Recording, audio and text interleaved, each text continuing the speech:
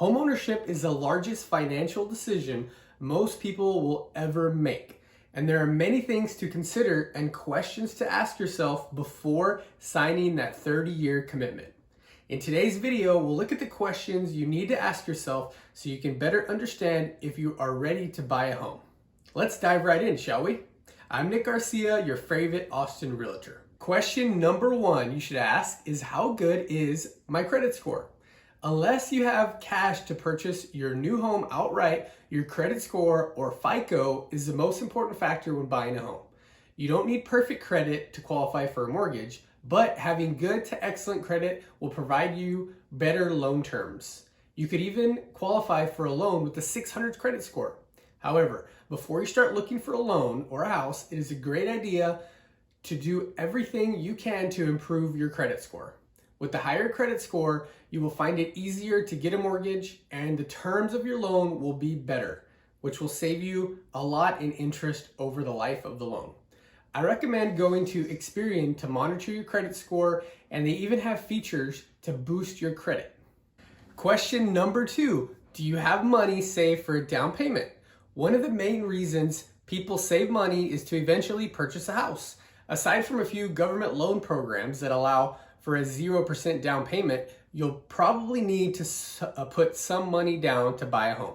Putting more down on your home purchase has many potential benefits, like lower interest rates, no PMI or mortgage insurance, a lower monthly payment, paying less interest over the life of the loan, overall better loan terms, and 20% more or more down will get you the best interest rates and typically lower fees.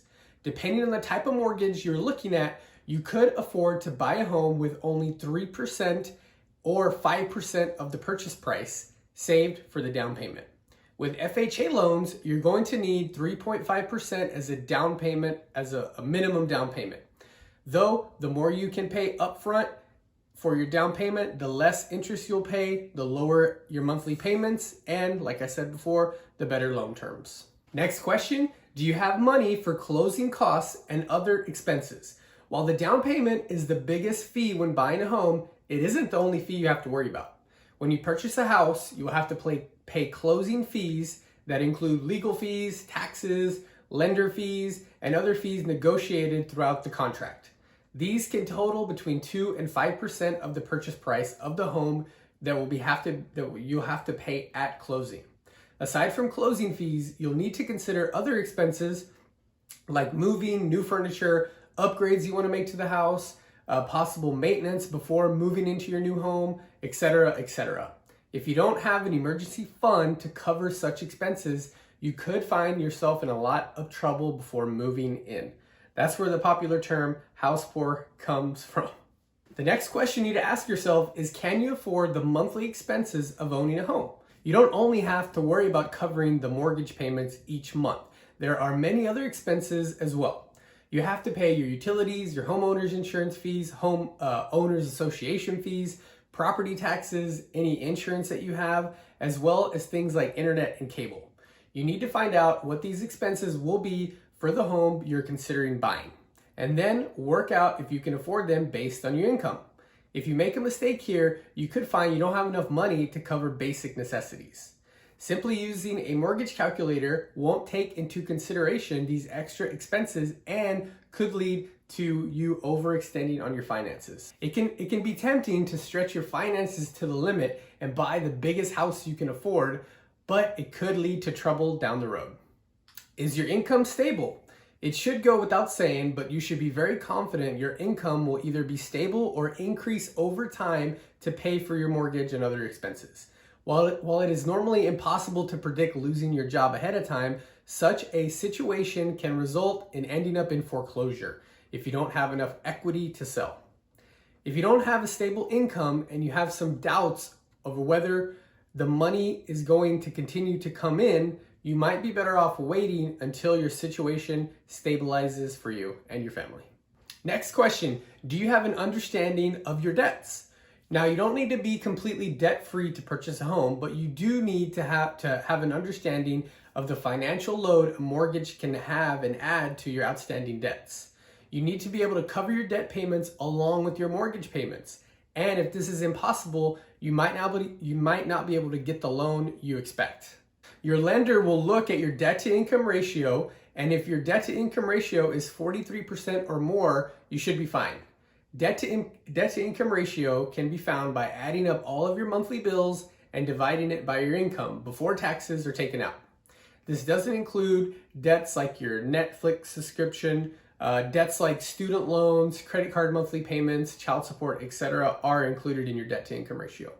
This is an indication of how much of your income goes to paying your debts and shows the lender how much you can afford to pay for your mortgage each month.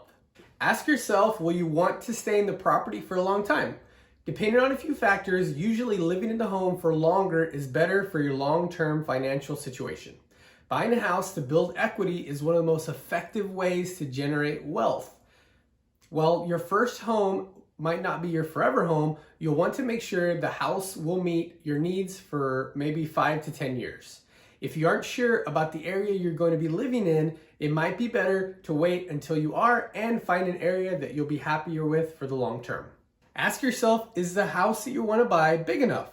If space is an important factor, and if you can't afford to buy a home that meets your needs, perhaps you'll be better off waiting for something to come along that better suits your space needs, or to save up some more money to buy a bigger house.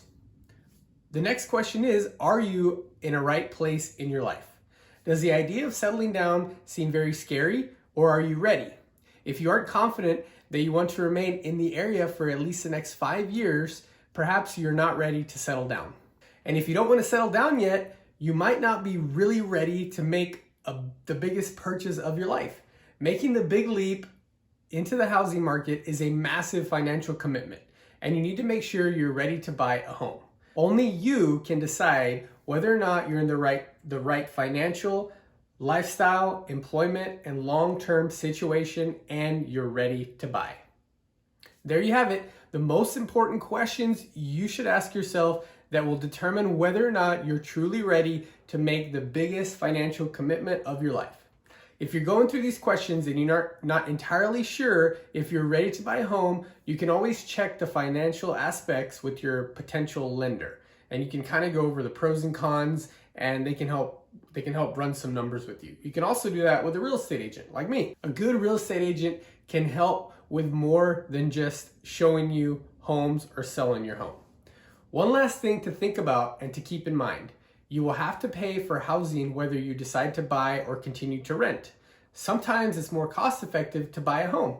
So even if you're not 100% sure that you're ready to buy a home, it might be your best move, which is why both options should be weighed and investigated. Just like in anything in life, sometimes you just have to take the leap and then figure it out on the way down to the ground.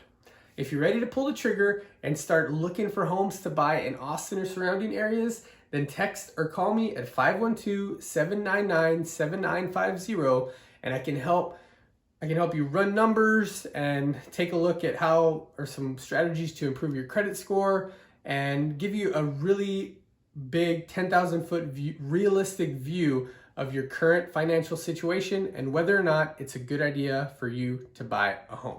This is a long-term relationship that we focus on, and I really want to help you make the best decision for your specific situation. Thanks for watching. Subscribe to my channel for more videos just like this, and I'll see you for the next video.